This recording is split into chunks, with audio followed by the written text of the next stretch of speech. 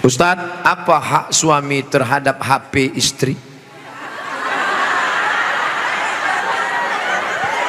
Karena banyak pertengkaran gara-gara HP.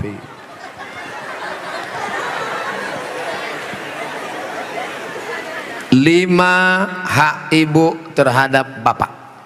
Catat, ingat baik-baik. Pertama, makan. Ibu tadi sudah dikasih makan? Yang kedua, pakaian. Ibu sudah dikasih pakaian? Karena sekarang banyak perempuan yang tidak diberi pakaian oleh suaminya. Tinggi istrinya 175 tapi dikasih kain cuma 50 cm. Kurang kain. Kadang belum selesai di tempat tukang jahit sudah dia ambil. Kadang kainnya panjang, resleting belum dipasang. Pas jalan kelihatan. Ustadz kok tahu? Saya ngelihat. Ibu sudah dikasih makan, ibu sudah dikasih pakaian, ibu diberikan tempat tinggal yang layak menurut kemampuan masing-masing. Sudah? Keempat, ibu mesti diberi pendidikan. Yang ngajar ibu ngaji, bapak. Yang ngajar ibu sholat, bapak. Yang ngajar ibu akhlak, bapak. Bapak adalah guru di rumah. Dan yang kelima adalah perhatian. Maka ibu selalu diperhatikan. Dari mulai jilbabnya, dari mulai pakaiannya, termasuklah HP ibu diperhatikannya juga. Kok dari tadi sini Ustadz Somad, suatu ketika istri saya pergi kerja dan saya masuknya siang, tiba-tiba HP-nya berdering. Saya cek, rupanya mantan. Dia cari lagi di FB dan mereka sudah jalan-jalan, Pak Ustadz. Hati saya selalu galau tiap hari. Jangan-jangan dia sudah buat ini, jangan-jangan dia sudah jalan ini, jangan-jangan sudah. Bayangkan menderitanya seorang laki-laki gara-gara HP istri yang sudah macam-macam. Gara-gara apa itu? Facebook, Twitter, BBM, WhatsApp, Instagram. Oleh sebab itu jaga ini. Masalah HP ini jaga baik-baik. Nah, ini Ustaz Somad gak enak. Selalunya HP perempuan aja. Oke, sekarang kita balik. Bagaimana dengan HP bapak-bapak yang lebih banyak perhatiannya ke HP, yang kata-katanya merayu, menggoda? Oleh sebab itu ini mesti dijaga. Kalau tidak, duduk bersama bapak sama ibu, duduk, HP-nya buat baliho besar-besar, judulnya mau dibawa kemana hubungan ini, atau buat besar-besar, jangan ada HP di antara kita. Saya mau nanya Pak Ustadz, gimana caranya mengelola keuangan keluarga secara islami jika suami istri bekerja? Ar-rijal, lagi-lagi Al-Quran. Semuanya yang menyelesaikan masalah ini Al-Quran. Ar-rijalu qawwamuna 'alan nisa. Laki-laki menjadi pemimpin bagi perempuan. Bima anfaqu min amwalihim, karena mereka mengeluarkan nafkah biaya belanja. Makanya harta warisan laki-laki dapat 2 kali bagian perempuan. Ibu kalau 25, bapak dapat 50. Ibu kalau dapat 50, bapak dapat 100. Kenapa? Karena yang menanggung biaya pernikahan mahar bapak, yang menanggung sekolah anak bapak. Sekarang ibu memang anak orang kaya, punya ruko 2, rumah batu jendela kaca, punya bapak yang sudah sakit asma 2 hari lagi meninggal. Kaya. Si bapak juga punya duit yang sama. Bapak punya duit, ibu punya duit, menikah. Apa beda duit bapak dengan duit ibu? Dalam duit bapak ada hak ibu, tapi dalam duit ibu tidak ada hak bapak.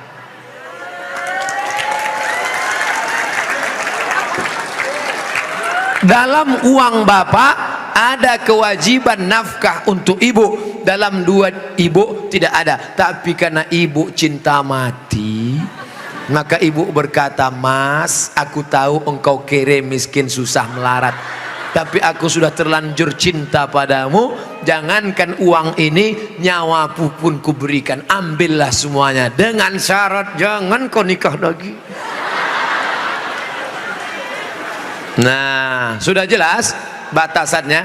Jadi kalau ada ibu punya kontrakan, PNS, pegawai, punya gaji, ibu tetap ngomong ke suami, "Mas, aku mau kirim uang ini ke anak yatim, mau biaya anak pesantren, mau kasih wakaf beras 1 karung."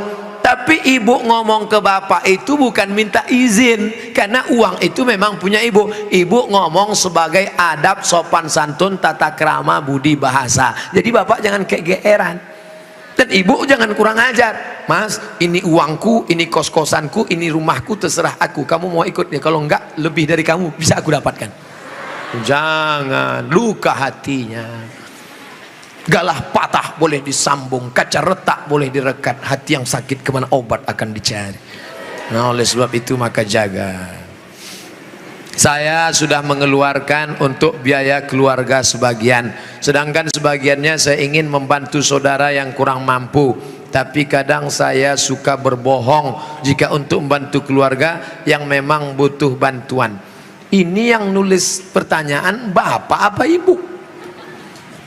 Kalau bapak sudah berikan yang 5, makan sudah, pakaian sudah, tempat tinggal sudah, pendidikan sudah, perhatian sudah, sesuai dengan urf, wa ashiruhunna bil ma'ruf, berilah mereka pergaulan urf. Urf itu seperti layaknya, kira-kira layaknya standar orang daerah Pondok Aren itu perempuan diberi berapa, tidak terlalu kaya, tidak terlalu miskin, yang sedang-sedang, kira-kira diberi berapa standarnya, misalnya 3 juta 5 juta dia beri, maka sisanya itu terserah dia untuk yang lain, maka dia sudah menunaikan kewajiban. Urf, pengambilan hukum ada 10, Quran, hadis, ijma', qiyas, syar'u man qablana, saddu zara'i, qaulu sahabi, istihsan, istisab, urf. Urf, tradisi, kebiasaan, berapa yang layaknya untuk daerah Pondok Aren.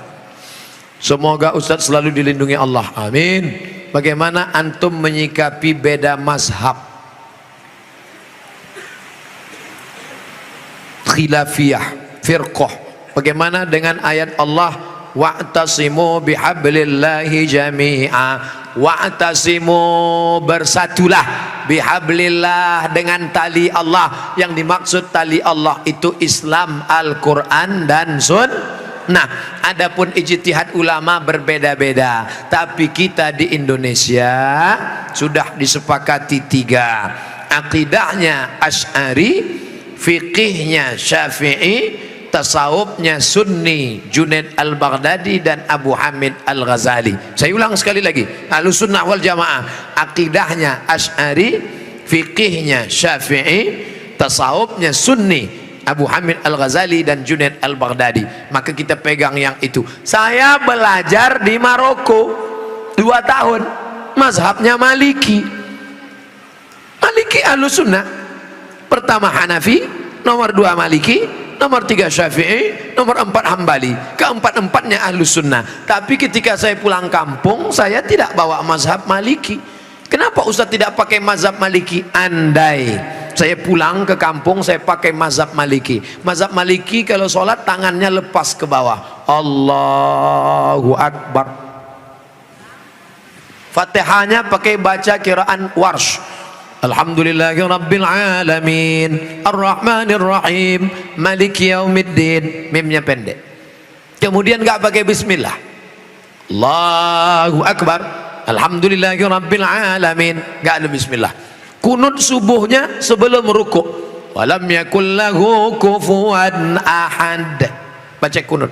Kunutnya nggak bunyi. Andai saya buat sholat subuh seperti ini di masjid dekat rumah saya, Allahu Akbar, Alhamdulillahi Rabbil Alamin, Ar-Rahmanir Rahim, Maliki Yaumiddin. Selesai sholat pasti jamaah komplain semua, tolong sholatnya diulang, tadi imamnya ISIS. Menimbulkan fitnah karena mereka tidak tahu. Di sini diajarkan qiraat sab'ah mutawatirah, ditambah 3 masyhurah, ditambah 4 syazah, 14 qiraat dipelajari di sini. Ditambah lagi nagham, bayati, soba, nahawan, sika, jaharka, bayati, ras. Paham mereka tajwidnya, tapi tidak semua masyarakat ngerti. Andai anak pesantren Al-Qur'aniyah sholat di luar masjid, dibacanya qiraat lain, walam yakul lahu kufuwan ahad, maka makmum dengar, wah ini aliran sesat ini.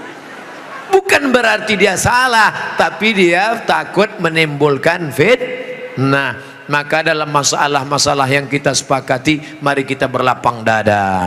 Adapun yang kita sudah berbeda, mari kita terima perbedaan selama dia masih Ahlus Sunnah wal Jamaah. Syekh Abdurrahman Sudes, Imam Masjidil Haram, selama di Makkah nggak pernah pakai bismillah jahar. Allahu Akbar. Bismillahirrahmanirrahim. Alhamdulillahi Rabbil Alamin Ar-Rahmanir-Rahim. Tapi begitu beliau jadi imam di Istiqlal, Allahu Akbar, Bismillahirrahmanirrahim. Loh, kok si Abdurrahman Sudes di Istiqlal pakai bismillah jahar? Dia tahu orang Jakarta mazhabnya Syafi'i. Mazhab Syafi'i bismillahnya jahar.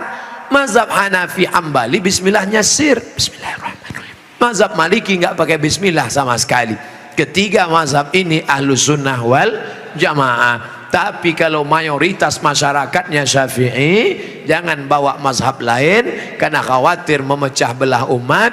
Menjaga persatuan lebih diutamakan daripada mengamalkan mazhab. Begitu yang diamalkan oleh para ulama. Kan ulama mengkategorikan bid'ah ada dua, bid'ah hasanah. Pertanyaannya Ustaz, kan Rasul bersabda kullu bid'atin dhalalah, kullu bid'atin dhalalah wa kullu dhalalatin finnar. Hadis ini kata Imam Nawawi hadisnya umum, hadis umum. Tolong belikan saya ayam, tolong belikan saya ayam. Ayamnya umum, ayam penyet, ayam patah, ayam pop, ayam sungsang, ayam fried chicken, ayam panggang, ayam bakar, ayam kampung, ayam hutan. Ayam apa? Setelah di jalan dia bingung, ini ayam apa? Nelpon sekali lagi, ayam apa? Ayam pop. Maka yang pertama tadi umum dikhususkan oleh yang kedua. Begitu juga kata Imam Nawawi yang mensyarah hadis Sahih Muslim, kullu bid'atin dhalalah, semua yang bid'ah itu sesat, umum. Tapi kemudian dikhususkan oleh hadis, man sanna fil islami sunnatan hasanatan, siapa yang membuat tradisi yang baik, falahu ajruha, dia dapat pahalanya, wa ajru man amila biha, dan orang lain yang melakukannya selama tidak bertentangan dengan Quran dan Sunnah. Nah, sekarang ada orang mendefinisikan bid'ah hanya dengan 5 jari. Kalau tidak dilakukan Nabi, bid'ah. Kalau sudah bid'ah, masuk neraka. Kalau begitu pembahasannya, nanti kamu bisa memasukkan sahabat Nabi dalam neraka.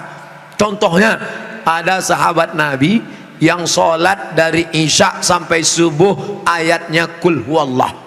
Walil maghdubi alaihim waladdallin amin. Qul huwallahu ahad Allahu samad. Rakaat kedua qul huwallahu ahad Allahu samad. Rakaat berikutnya qul huwallahu ahad Allahu samad. Rakaat berikutnya qul huwallah. Itu pernah enggak dibuat Nabi? Enggak pernah. Kalau dipakai definisi, kalau enggak dibuat Nabi bid'ah, berarti salat pakai qul huwallah dari Isya sampai subuh bid'ah, masuk neraka. Nama sahabat Nabi yang salat begitu siapa? Qatadah bin Nu'man dalam kitab hadis Musnad Ahmad bin Hambal. Tapi perbuatan itu dibenarkan Nabi, sunnah takririyah. Oke, itu Nabi masih hidup. Bagaimana dengan Abu Hurairah? Abu Hurairah sebelum tidur malam menyimpul tali 2000 simpul tali dipakai bertasbih sebelum tidur malam. Subhanallah, subhanallah, subhanallah, subhanallah, subhanallah. Ada diajarkan Nabi, hai orang-orang beriman, sebelum kau tidur malam ambil tali jemuran, buat 2000 simpul, sebelum tidur petik 2000. Ada? Tidak ada. Jadi kalau didefinisikan, kalau tidak dibuat Nabi bid'ah, engkau sudah memasukkan sahabat Nabi ke dalam neraka, karena definisi yang singkat, yang pendek, pemiskinan. Oleh sebab itu ulama faham, sudah saya tulis lengkap dengan dalil-dalilnya, 444 halaman terkait masalah bid'ah. Tidak semudah itu saudaraku. Ada namanya Imam Ibnu Taimiyah. Imam Ibnu Taimiyah kalau selesai sholat subuh dia tidak keluar masjid, dia melihat ke atas membaca Al-Fatihah sampai terbit matahari.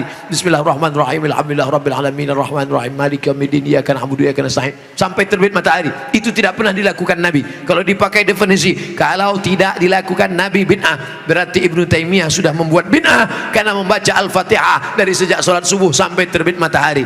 Maka jangan katakan bid'ah kalau tidak dibuat Nabi bid'ah. Ini tidak betul. Yang betul adalah kalau tidak ada dalilnya bid'ah. Selama ada dalil hadis qauli, hadis fi'li, hadis takriri, perbuatan sahabat, qiyas, ijma', maka perbuatan itu tidak bid'ah.